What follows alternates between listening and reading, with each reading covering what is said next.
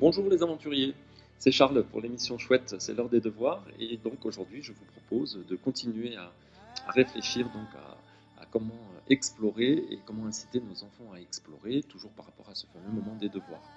Alors finalement, qu'est-ce qui fait un explorateur? Moi, je crois que c'est surtout son optimisme, puisque un explorateur, il a foi en sa capacité à sortir de sa zone de confort, il a envie de découvrir, de s'améliorer, de développer de nouvelles compétences et sans doute de prendre des risques. Il a envie de se poser des défis, des challenges, des petits ou des grands challenges. Et finalement, cet explorateur, il pourrait bien se transformer en super-héros qui croit en sa capacité de refaire au moins un peu le monde.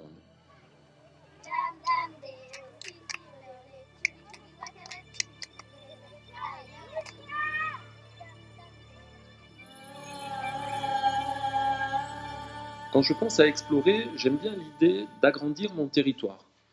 Alors, qu'est-ce que ça veut dire qu'agrandir son territoire ou qu'est-ce que ça veut dire d'inciter son enfant à agrandir son territoire?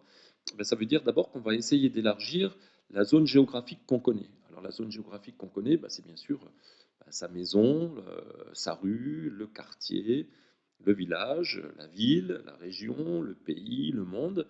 Et voilà, ben, c'est intéressant d'ailleurs de s'amuser à faire des cartes des lieux qu'on connaît, et puis d'essayer d'aller plus loin. Pour pouvoir prononcer cette fameuse phrase, ben moi j'ai déjà été à tel endroit, j'ai déjà vu telle chose, j'ai déjà découvert tel endroit dans le monde. Voilà, sachant qu'on n'est pas forcément obligé de prendre un avion et d'y aller, puisqu'il y a aussi des émissions de télé qui peuvent nous aider à découvrir de nouvelles zones géographiques, mais bon, c'est quand même moins intéressant. Donc la première zone, le premier territoire à agrandir, ça peut être donc la zone géographique. Il y a un autre territoire qu'on peut agrandir, c'est celui de ses connaissances. C'est tout ce qu'on sait. Là, on peut utiliser la fameuse phrase, ben, moi je sais qui est la reine d'Angleterre, moi je sais compter jusqu'à 1000, jusqu'à 10 000, je sais dire bonjour en 10 langues, et voilà, et ça peut permettre de faire la liste de ces petits exploits qui répondent à cette fameuse phrase, moi je sais, et qui agrandissent donc notre territoire de connaissances. Il y a aussi le territoire qui est lié aux gens qu'on connaît, qu'on côtoie. Alors il y a bien sûr notre famille, il y a bien sûr nos amis, nos voisins, les adultes qu'on côtoie en dehors de tout ce cercle-là, et puis d'autres personnes. Là, pour agrandir son territoire, en fait, on va dire, ben, moi je connais quelqu'un qui est pompier, moi je connais un papy qui sait raconter des histoires, moi je connais quelqu'un qui est clown ou qui est magicien. Donc là aussi, on agrandit son territoire par rapport aux gens qu'on connaît. Il y a également le territoire des expériences. Ben moi, j'ai déjà fait ça. Moi, j'ai déjà acheté des bonbons tout seul. Moi, je sais siffler avec mes doigts. Moi, je sais chanter une telle chanson, et je l'ai déjà chantée dans une maison de retraite. Moi, je sais faire du vélo. Moi, j'ai déjà porté un python autour du cou. Ça, c'est un de mes fils qui en est très fier, qui en a été très fier. Et cette liste d'expériences, de moi, j'ai déjà fait ça, là aussi, ça permet d'agrandir son territoire. Donc je pense que l'explorateur, qu'est-ce qu'il fait? Il agrandit son territoire, qui est un petit peu lié à sa zone de confort. Et il va partir découvrir de nouvelles connaissances, de nouveaux lieux, de nouvelles personnes, voilà, découvrir de nouvelles expériences.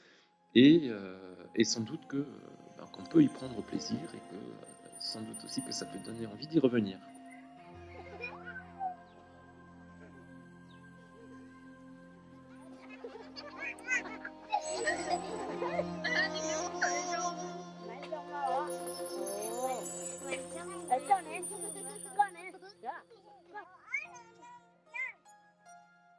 La première idée que je vais vous proposer pour explorer, donc agrandir son territoire, c'est avec votre enfant, de vous amuser à faire ou refaire un arbre généalogique. Alors, un arbre généalogique, donc il va reprendre tous les éléments de sa famille, du côté de son papa, du côté de sa maman, de ses grands-parents, de ses arrière-grands-parents. Ce qui est sympa, c'est de retrouver des photos, du coup, dans les albums et de refabriquer cet arbre. Et bien sûr, de mettre le nom de l'enfant en bonne position, puisque c'est lui le héros de l'histoire. Et pour chaque personnage qui figure sur cet arbre généalogique, on va essayer de retrouver un élément, quelque chose qui faisait sa force. Euh, je sais pas, ses talents culinaires, ses exploits sportifs, son humour, sa patience, peut-être des actes de bravoure, ou alors peut-être même des petits défauts, hein, parce que personne n'est parfait. Et en créant cet arbre généalogique, finalement, on part à la découverte de sa famille, de ses ancêtres. Et puis, il y a quelque chose, je pense, assez magique qui se passe, c'est qu'on peut s'approprier finalement les qualités de cet arbre, puisque l'enfant va prendre conscience qu'il appartient à une tribu, avec des personnes qui ont été à l'école comme lui, qui ont eu des difficultés comme lui, et puis surtout qui ont des qualités comme lui. Ça permet aussi de porter sur sa famille un regard de tendresse. Et voilà, et puis le pari, c'est que ces moments de tendresse soient des moments qui font grandir et qui nourrissent.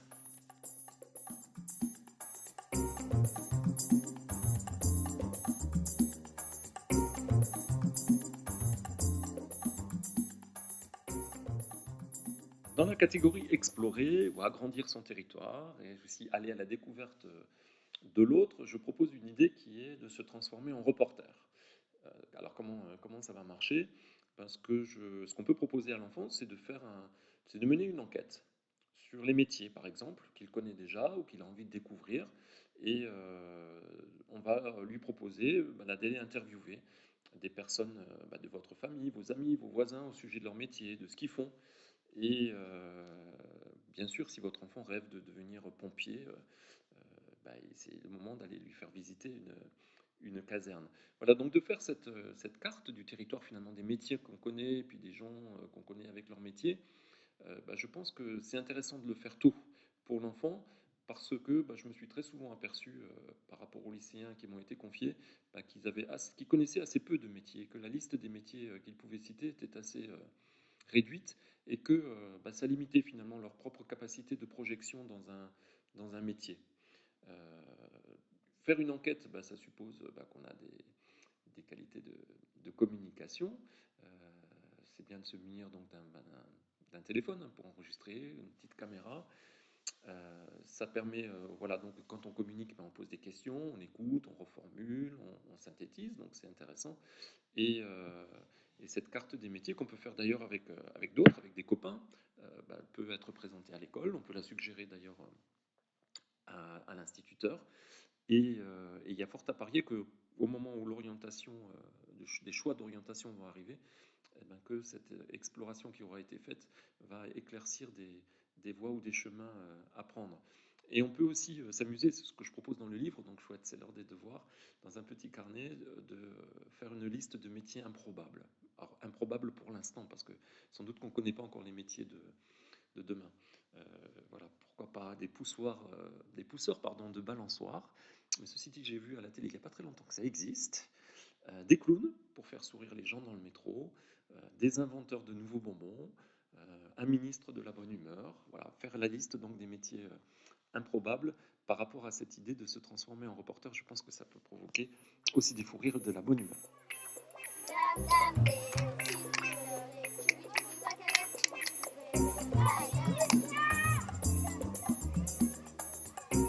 On continue à explorer avec l'idée de réaliser un stop motion.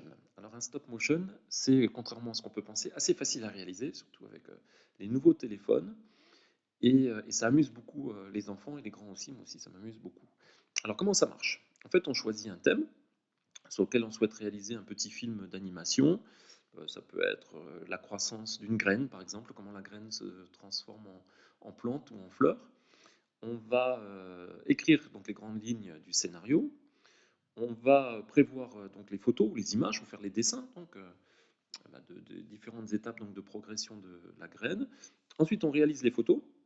En fait, il suffit de prendre une photo, soit d'un objet qui va bouger, soit alors de prendre des photos donc, des différents stades de la progression de la graine.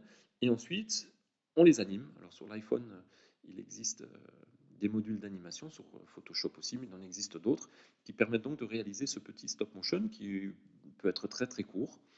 Et ça permet d'apprendre des choses, d'apprendre déjà cette technique, et puis ensuite de s'amuser et de réviser ses leçons de science ou d'histoire avec, comment dire, avec passion, du coup, avec plaisir. On peut s'amuser aussi à faire des petits stop motion pour apprendre l'addition, enfin les opérations. On peut aussi inventer, enfin pas inventer, mais mettre en scène une leçon d'histoire pour les plus grands, avec la découverte des Amériques, avec une carte, un bateau et un petit personnage pour représenter Christophe Colomb. Donc voilà. à vos téléphones, à vos caméras, pour vos appareils photo plutôt, pour réaliser des stop motion et pourquoi pas après les partager sur la page Facebook de Chouette, c'est l'heure des devoirs ou sur YouTube. Et c'est un petit peu une technique pour faire une carte mentale animée. Euh, voilà, donc ça c'est une première idée, la réalisation d'un stop motion. Il y a aussi une deuxième technique que j'aime beaucoup pour aller explorer des sujets, c'est le visual mapping. Donc en fait c'est une carte visuelle, alors ça c'est très simple à réaliser. Vous prenez une grande feuille A4 ou A3 et puis sur un thème choisi, vous allez découper des images dans des magazines, toutes les images qui se rapportent à ça, vous allez faire des dessins, vous allez faire des flèches, des nuages, des personnages, des mots. En fait on va recréer un univers, l'univers qui correspond au thème choisi. Ça peut être par exemple la révolution industrielle, et on va, pour les plus grands qui sont en troisième, créer l'univers visuel de la révolution industrielle. Et ça va permettre d'exprimer aussi des émotions qui sont liées au thème choisi et d'aller balayer tous les aspects euh, qui sont liés, qui sont du cerveau gauche ou du cerveau droit. Et ça permet aussi quelquefois de faire apparaître une dynamique dans un sujet, des liens de cause à effet, des événements, des influences. Et en général, le résultat d'une carte visuelle comme ça, visual mapping, c'est qu'on en est fier et que là aussi on a envie ou de l'afficher ou de la garder en tout cas.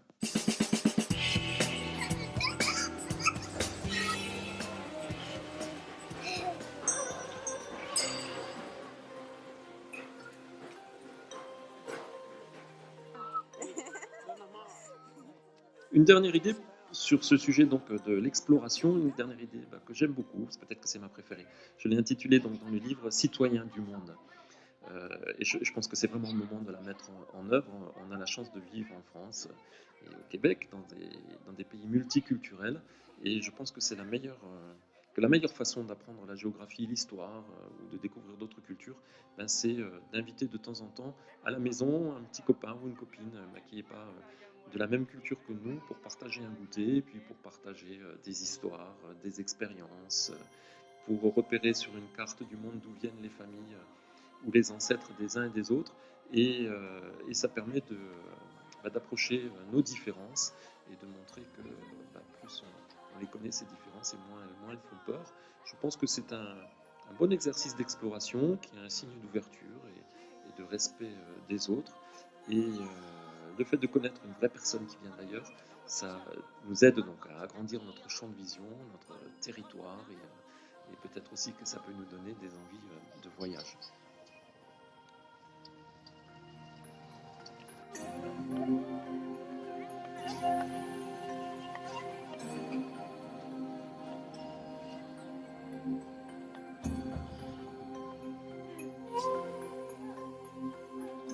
Cette émission donc sur le thème de l'exploration d'aujourd'hui se termine, mais je vous souhaite de belles explorations à venir.